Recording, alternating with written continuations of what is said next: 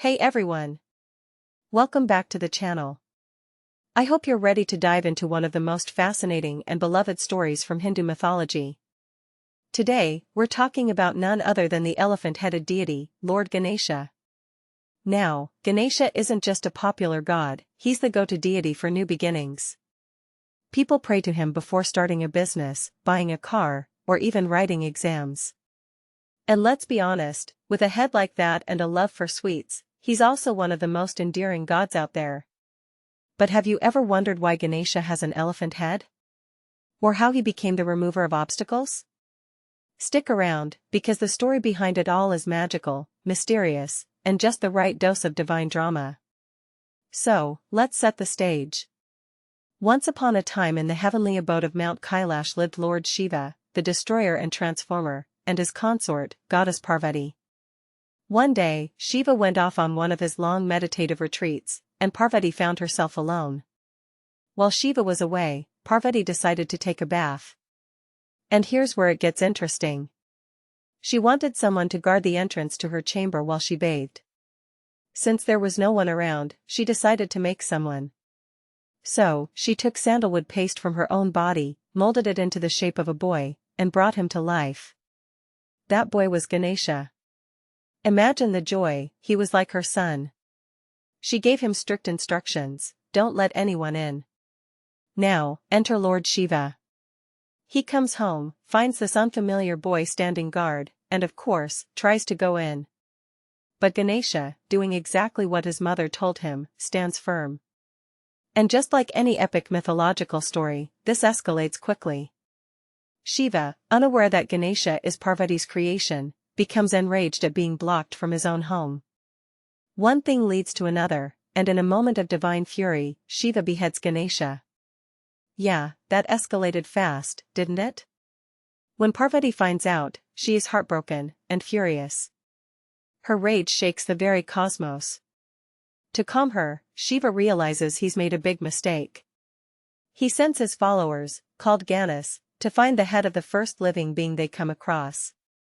That being just so happens to be an elephant.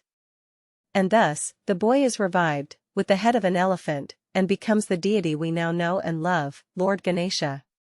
Now, if you're thinking, this story is wild, you're absolutely right, but it's also deeply symbolic.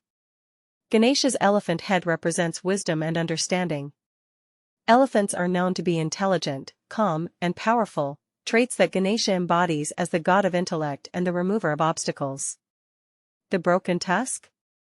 It's often said to symbolize sacrifice. Legend has it he broke it off and used it as a pen to write the epic Mahabharata. His big ears tell us to listen more. His small eyes remind us to focus. And that big belly? It teaches us to peacefully digest all of life's experiences, the good and the bad. Another beautiful part of this story is how Ganesha's creation was rooted in love, and how loyal he remained to his mother's command, even in the face of danger. He stood his ground, not out of arrogance, but out of devotion. That's why he's also seen as a symbol of discipline, loyalty, and integrity. Parents often teach children about Ganesha's unwavering commitment to duty as a moral example. It's like saying, here's a god who literally got into trouble for doing the right thing. Now, here's a fun fact: in almost every Hindu ritual or ceremony, Ganesha is the first deity to be invoked. There's even a name for this, Prathama Puja, which literally means first worship. The belief is that by honoring Ganesha first, we clear away any obstacles in the path ahead. In fact, his other name is Vignaharta, which means the remover of obstacles. So next time you see a wedding, a prayer ceremony, or even a shop opening in India, look around. Odds are, there's a little Ganesha idol or picture tucked somewhere close by. Of course, we can't talk about Ganesha without talking about his sweet tooth. His favorite treat? Modaks, these sweet dumplings filled with jaggery and coconut. There's a popular belief that offering modaks during prayers makes him extra happy, which is why during the Ganesh Chaturthi festival, thousands of them are made and served.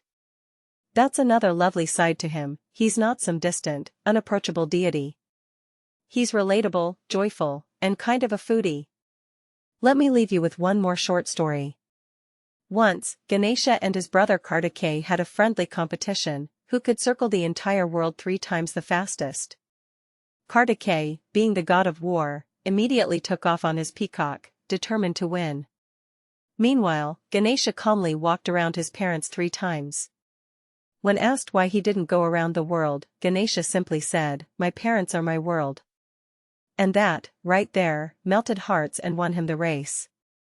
It's a beautiful illustration of devotion, clever thinking, and emotional intelligence. So what makes Lord Ganesha so special? He's more than just the elephant-headed god. He's a symbol of wisdom, protection, creativity, and new beginnings. His stories are funny, profound, and full of life lessons.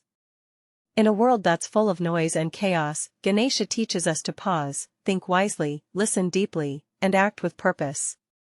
If you enjoyed this dive into the story of Lord Ganesha, hit that like button, subscribe for more mythological tales, and drop a comment below. Maybe share your favorite Ganesha story or how you celebrate Ganesh Chaturthi at home. Until next time, stay wise, stay curious, and always remember, obstacles are just stepping stones when Lord Ganesha is by your side.